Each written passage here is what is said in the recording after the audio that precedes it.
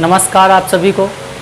इकाई फर्स्ट में हमने व्यवहारिक व्याकरण के अंतर्गत शब्द निर्माण कराया था और शब्द निर्माण के अंतर्गत जो दो बिंदु थे उपसर्ग और प्रत्यय, ये दोनों हमने कराए थे। इनसे क्या होता है, शब्दों का निर्माण होता है। उसी प्रकार ये दूसरा जो चैप्टर है शब्द निर्माण का, इसमें समास शब्द निर्माण आता है।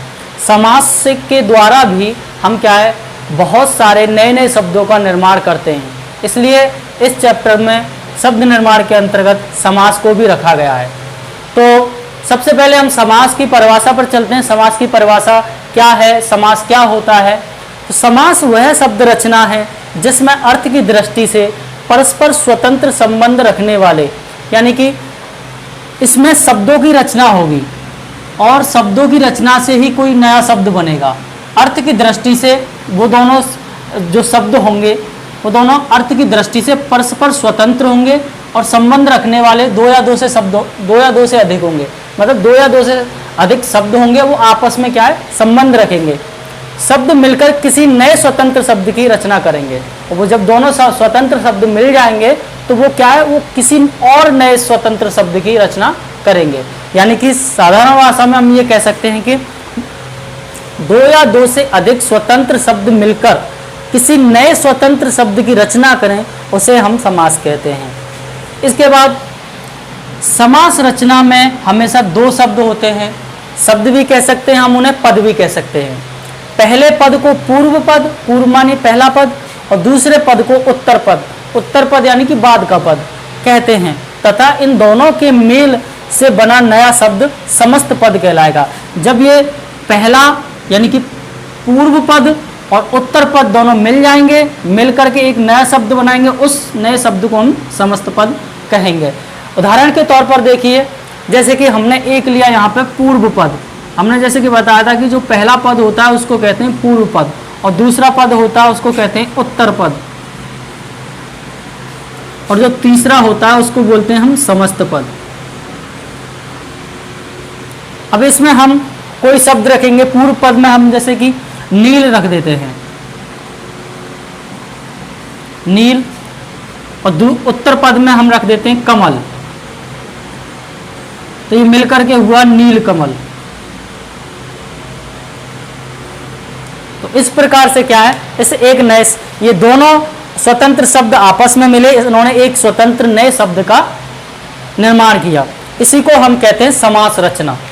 पूर्व पद उत्तर पद, हमेशा किसी भी कोई भी समास हो उसमें दो ही पद आएंगे और दोनों पद इसी प्रकार होंगे। पहला पद कहलाएगा पूर्व पद और दूसरा पद उत्तर पद कहलाएगा, और इन दोनों के मेल से जो सब पद बनेगा वो समस्त पद कहलाएगा।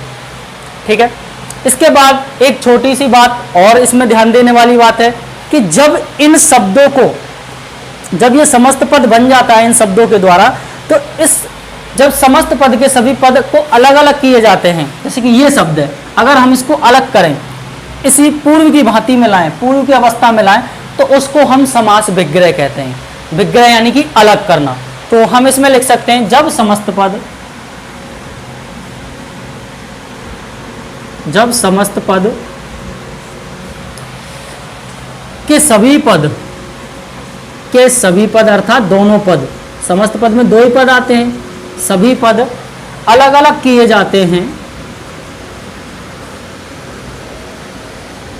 अलग अलग किए जाते हैं,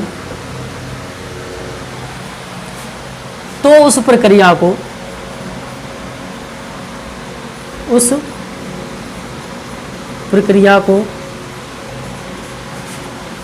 समास विग्रह कहते हैं।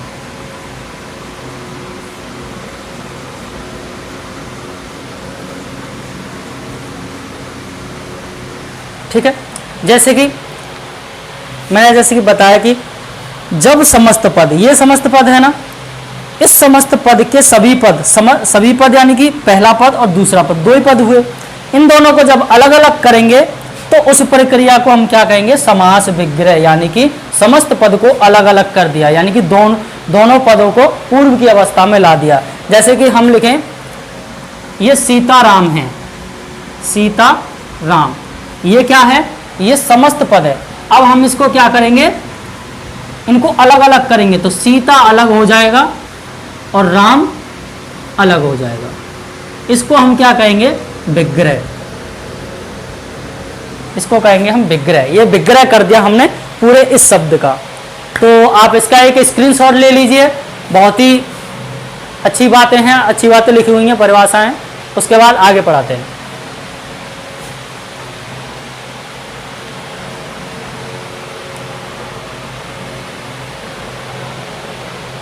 चलिए आगे चलते हैं। समास के भेद। समास के भेद कितने होते हैं?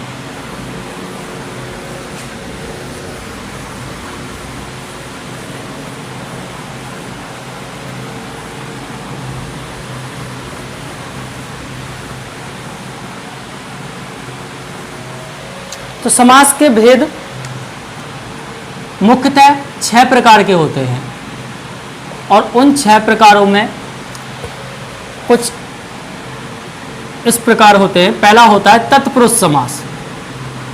तत्पुरुष समास। और दूसरा होता है कर्मधारय समास।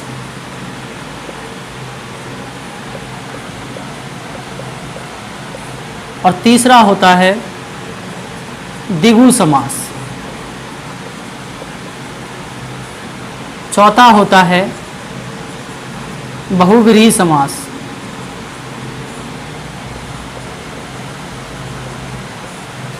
पांचवा होता है द्वंद्व समास। और छठा होता है अव्ययी भाव समास। तो ये 6 प्रकार के आपके क्या है? समास होते हैं। और इन समासों के बारे में एक एक करके हम जानेंगे, एक एक करके हम इनके बारे में पढ़ेंगे और एक एक करके ये समझेंगे कि इनसे किस प्रकार से शब्दों का निर्माण होता है। तो सबसे पहले हम पढ़ेंगे कर्मधारय समास को।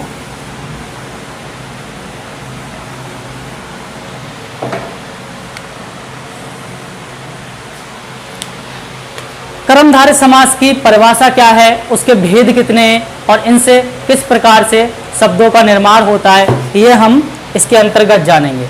पहले इसकी परिभाषा पर चलते हैं। जहां पूर्व पद, इसमें कह सकते हैं जहां पूर्व पद, जैसे कि मैंने बताया था कि 2 पद होते हैं, पूर्व और उत्तर पद। जहां पूर्व पद विशेषण होने के कारण, यानी कि कोई जो पूर्व पद होगा वो क्या किसी शब्द की विशेषता बताएगा और पूर्व पद क्या होगा? विशेषण होगा। जहां पूर्व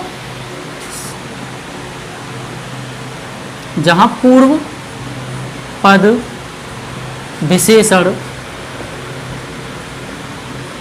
होने के कारण गौण तथा उत्तर, गौण तथा उत्तर पद विशेष होने के कारण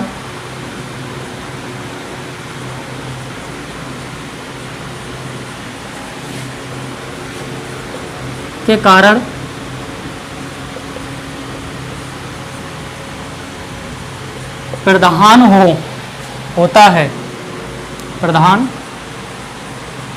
होता है। वहां कौन सा समास होता है? तत्पुरुष समास होता है। इतना आप समझिए। जैसे कि उदाहरण के लिए देखिए, पहले इस परिभाषा को समझिए। 2 पद होंगे प्रत्येक समास में। मैंने बताया पहला पद पूर्व पद होता है, दूसरा पद उत्तर पद होता है। लेकिन यहाँ पर जो पहला पद को हम पूर्व पद कहते हैं, पूर्व पद तो विशेषण होगा और जो दूसरा पद होगा, पूर्व पद विशेषण होगा और विशेषण होने के कारण वो गौण होगा। गौण माने होता है छुपा रहना, यानी कि उसका प्रभाव कम रहना। उसी के बाद हम दूसरे पे आते हैं। जो दूसरा पद होगा अर्थात उत्तर पद होगा वो होगा विशेष्य।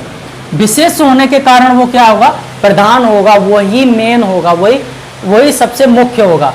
यानी कि पूर्व पद उत्तर पद से कम होगा, यानी कि प्रधान पद उत्तर पद कहलाएगा और गौण पद हमारा पूर्व पद कहलाएगा।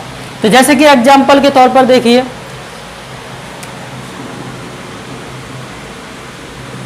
राजा प्लस कुमार,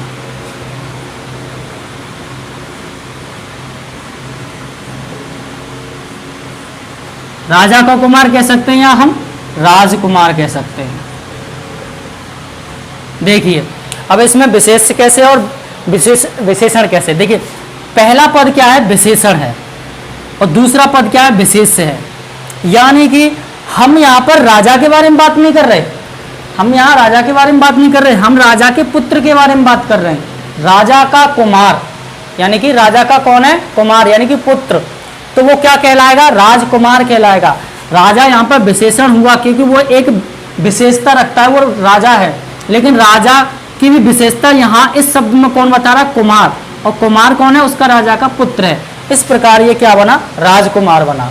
तो ठीक है, इससे क्या है, पहला पद इसमें क्या हो गया, गौण हो गया, और मुख्य क्या हो गया, कुमार होगा, क्योंकि यहाँ पर राजा की बात ना कह करके सीधी राजकुमार की बात कही जा रही है। राजकुमार उसको कहते हैं जो राजा का पुत्र होता है। ठीक है, इसके बाद आगे चलते हैं।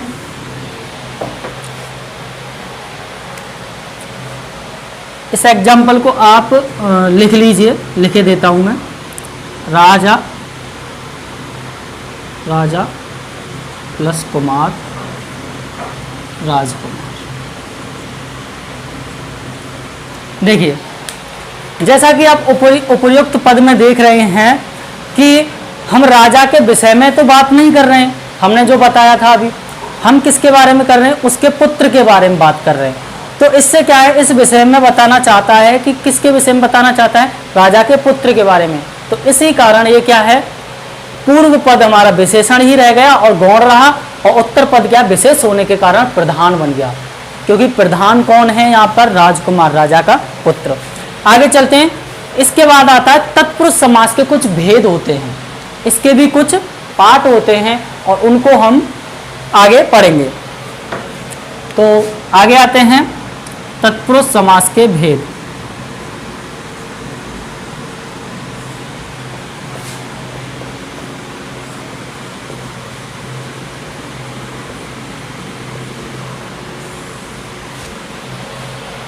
तत्पुरुष समास के निम्नलिखित भेद होते हैं,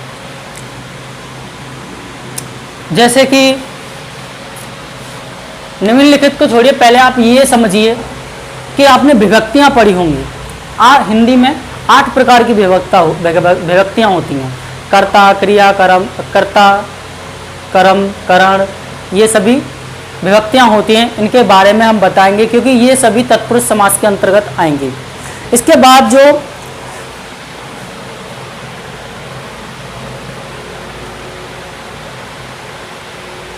जैसे कि हम सभी पहले क्या है, क्रियाओं विभक्तियों को पढ़ेंगे और उन्हीं विभक्तियों में से तत्पुरुष समास के क्या है, भेद निकलेंगे। जैसे कि पहली जो विभक्ति होती है वो होती है कर्ता। कर्ता का क्या चिन्ह होता है, कर्ता ने, कर्म को, करण से या द्वारा, संप्रदान के लिए,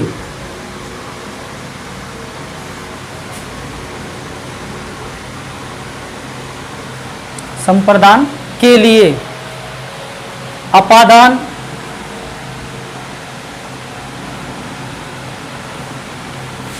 से अलग होना, कंफ्यूज मत होना कि यहाँ पर भी से है और यहाँ पर भी से है। इस से के द्वारा कार्य होता है, इस से अलग होना होता है। ठीक है, संबंध का की के,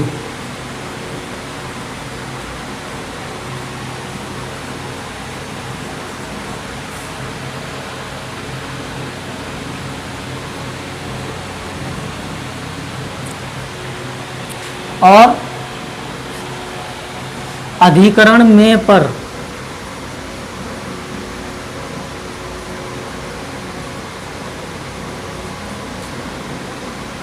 संबोधन, हे अरे। अब देखिए जो तत्पुरुष समास के जो भेद बनेंगे वो इन्हीं विभक्तियों में से बनेंगे, यानी कि हम पहली विभक्ति को काट देंगे और अंतिम विभक्ति को काट देंगे। इन दो को छोड़ के बाकी की जो 6 विभक्तियां होती हैं वो तत्पुरुष समास का भेद बन जाती हैं। कैसे बन जाती हैं। देखिए एक एक एग्जाम्पल हम एक एक विभक्ति का लेंगे, उसी के द्वारा हम समझते जाएंगे कि ये भेद कैसे बना। हम इसमें सबसे पहले जो भेद आएगा तत्पुरुष समास का, वो आएगा कर्म तत्पुरुष समास।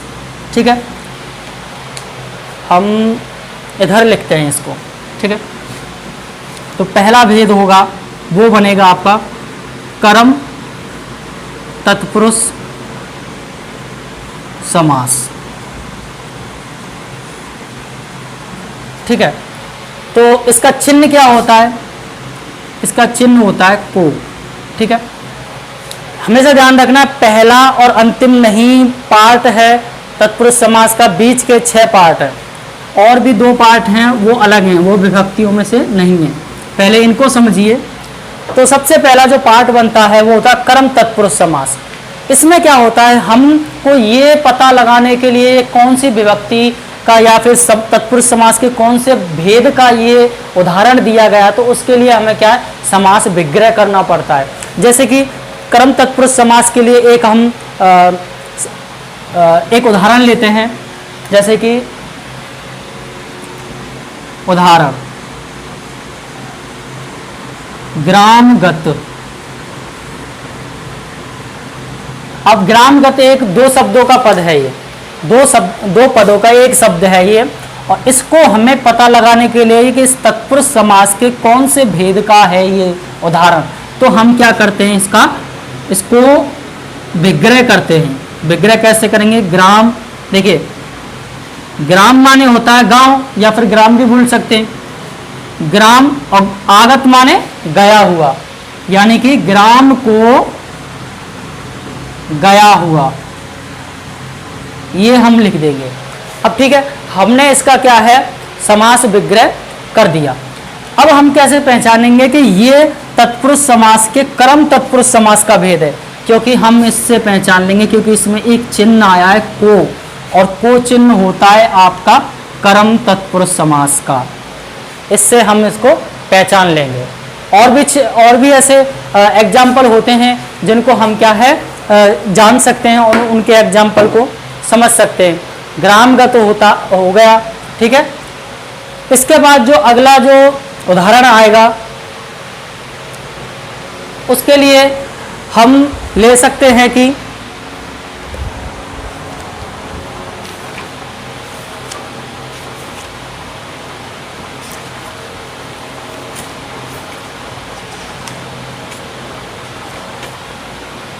जैसे कि यश प्राप्त, यश को प्राप्त, और उसके अलावा आशातीत, आशा को लांग कर गया हुआ। इसके बाद इसमें भी को चिन्ह आ रहा है, देखो यश प्राप्त, यश को प्राप्त, इसमें भी को चिन्ह आ रहा है, तो ये कर्म तत्पुरुष का हो गया। और इसके बाद जैसे वन गमन, वन को गया हुआ, या ठीक है उसको भी क्या कहते हैं, या फिर वन को गमन करना, उसमें भी को चिन्ह आ रहा है, तो इससे हमें पता चल रहा है कि ये कर्म तत्पुरुष का उदाहरण है। इसके अलावा जो अगला भेद आता है जो कि विभक्तियों में से ही है, वो क्या है, वो है करण तत्पुरुष समास। दूसरे नंबर का है करण तत्पुरुष समास, और इसका चिन्ह क्या होता है, करण से द्वारा। ठीक है, इसमें उदाहरण में हम लेंगे जैसे कि देखिए इसमें भी वही सेम चीज रहेगी कि हमारे सामने कोई उदाहरण आता है और हमको उसको कैसे पहचाने कि ये तत्पुरुष समास के कौन से भेद का उदाहरण है, हमें भी उसका क्या है विग्रह करना पड़ेगा। तो विग्रह करने से पहले हमें पहले एक उदाहरण लेंगे, जैसे कि हस्तलिखित, हस्तलिखित ये हमने उदाहरण ले लिया। ठीक है, अब हम इसको पहचानेंगे कैसे कि ये कौन से भेद का उदाहरण है। हस्त माने होता है हाथ, लिखित यानी लिखना, यानी हाथ से लिखा हुआ या हाथ के द्वारा लिखा हुआ। तो हम इसको जब विग्रह करेंगे तो यही निकल के आएगा, हाथ द्वारा लिखित।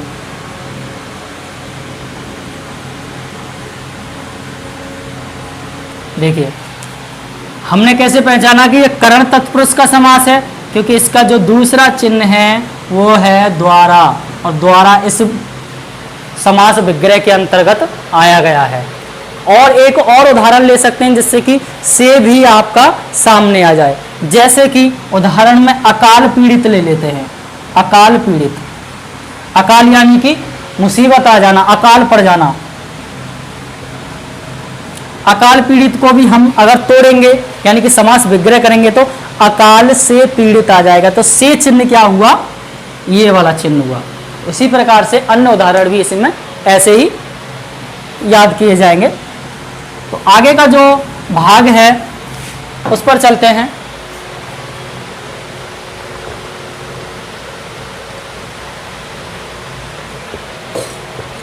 जो आगे का भाग है वो है संप्रदान तत्पुरुष समास।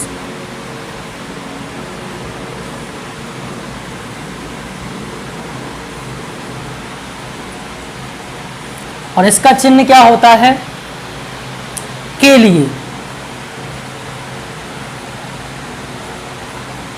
इसका भी वही सेम रहेगा। जब हमारे सामने कोई उदाहरण दिया जाएगा और हमें पहचानने के लिए बोला जाएगा कि ये तत्पुरुष समास के कौन से भेद का उदाहरण है, तो उसके लिए भी हमें समास विग्रह करना पड़ेगा और उस चिन्ह को पहचानना पड़ेगा जो जिस विभक्ति का है। तो उसी विभक्ति के नाम पर हम तत्पुरुष समास के भेद को बता सकते हैं। जैसे कि हमारे सामने एक उदाहरण रख दिया, रसोई घर। रसोई घर, तो इसको हम जब तोड़ेंगे तो क्या निकल के आएगा, रसोई के लिए घर। रसोई के लिए घर। तो हमने कैसे पहचाना कि संप्रदान तत्पुरुष का समास है, क्योंकि ये चिन्ह इस समास विग्रह के अंतर्गत आया। तो हमने पहचाना कि ये कौन सा चिन्ह, इस चिन्ह के द्वारा हमने पहचाना कि ये संप्रदान तत्पुरुष समास का उदाहरण है। और भी इसके कई उदाहरण आएंगे, जैसे कि गौशाला, गाय के लिए शाला। जैसे कि मार्ग व्यय, यानी कि मार्ग के लिए व्यय करने के लिए खर्चा, यानी जेब खर्च बोल सकते हैं, जेब के लिए खर्च। और जैसे कि और भी उदाहरण है, जैसे कि आराम कुर्सी, आराम के लिए कुर्सी। तो ये सभी उदाहरण इस संप्रदान तत्पुरुष समास के अंतर्गत आएंगे, क्योंकि इसमें के लिए जहां चिन्ह आ जाए उससे समझ जाए कि वो तत्पुरुष समास का, तत्पुरुष समास के संप्रदान तत्पुरुष समास का भाग है। आगे चलते हैं।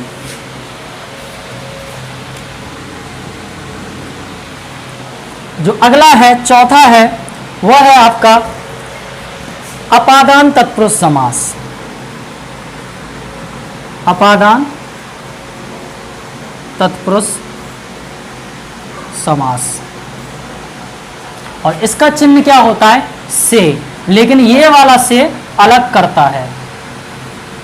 इस से के तो द्वारा कार्य होता है, लेकिन ये से क्या है, अलग करता है। उदाहरण के लिए, देश निकाला। देश निकाला, जब हम इसका विग्रह करेंगे तो देश से निकाला, यानी कि देश से अलग कर दिया। तो इस से क्या कार्य हो रहा है कि अलग किया जा रहा है। तो और भी इसके अन्य उदाहरण आ जाएंगे, यानी कि जैसे कि गुणहीन, गुणों से हीन, यानी गुणहीन, गुण से हीन हो गया वो। ऋण मुक्त, यानी कि ऋण से मुक्त, यानी कर्ज मुक्त हो गया वो। यानी कि से का अर्थ होता है यहाँ पर दोनों को अलग करना। तो इसके बाद जो पांचवा जो भेद आता है वो आता है आपका संबंध तत्पुरुष समास। संबंध तत्पुरुष समास। संबंध तत्पुरुष समास यानी कि संबंध का क्या होता है, वही चिन्ह आ जाते हैं, का, की, के, रा, री, रे, ठीक है, ये शब्द आते हैं, नानी, ने, ये सभी और इसमें चिन्ह आते हैं। तो इसमें जो उदाहरण लेंगे हम,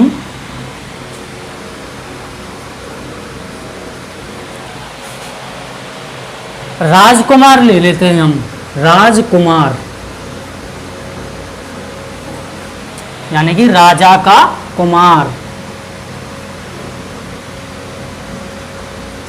राजा का कुमार, देखिए इसमें का चिन्ह आया है कि नहीं, ये वाला का। अब ये मत कंफ्यूज है ना, यहाँ पर भी तो का, ये को है, यहाँ पे क्या का है, ठीक है। तो इस का चिन्ह, ये का चिन्ह आया कि नहीं, ये का चिन्ह आया। देखिए जैसे कि अब इसके अन्य उदाहरण देखिए, राजपुत्र, राजा का पुत्र, राजगुरु, राजा का गुरु। का चिन्ह आ रहा है कि नहीं, संबंध बन रहा है कि नहीं, इसे का का से हम संबंध बना रहे हैं, राजा का पुत्र, राजा का गुरु, तो ये सभी क्या है, संबंध बनाए जा रहे हैं। यानी कि भय से भीत, यानी कि भय से भीत होना। और जैसे कि भय से भीत तो आपका ये हो गया, अपादान में हो गया। अगला जो इसका उदाहरण है वो बोल सकते हैं हम, जैसे कि देशवासी, देश का वासी, और बैलगाड़ी, बैलों की गाड़ी, की आ गया देखो बैलों की गाड़ी। इसके अन्य उदाहरण हैं, इसी प्रकार से उनको हमें समझना पड़ेगा। जो अगला विभक्तियों में जो छठा जो भेद है वो है अधिकरण तत्पुरुष समास का। अधिकरण तत्पुरुष समास, और इसका चिन्ह क्या होता है, में और पर। इसके दो चिन्ह होते हैं, और इसका जो उदाहरण लेंगे हम, उदाहरण के तौर पर जैसे कि इस उदाहरण के तौर पर वनवास, वनवास यानी कि वन में वास, वन में वास। देखिए में चिन्ह आया कि नहीं, ये वाला में चिन्ह जो में इसमें है, तो वनवास हो गया। और पर चिन्ह का अगर कोई हमें उदाहरण लेना है तो उसमें जैसे कि आप बीती, आप बीती यानी कि अपने पर बीती, अपने पर जो बीती होती है उसको कहते हैं आप बीती। तो उसमें पर चिन्ह आ रहा तो हमें पहचान हो रही है कि अधिकरण तत्पुरुष समास है।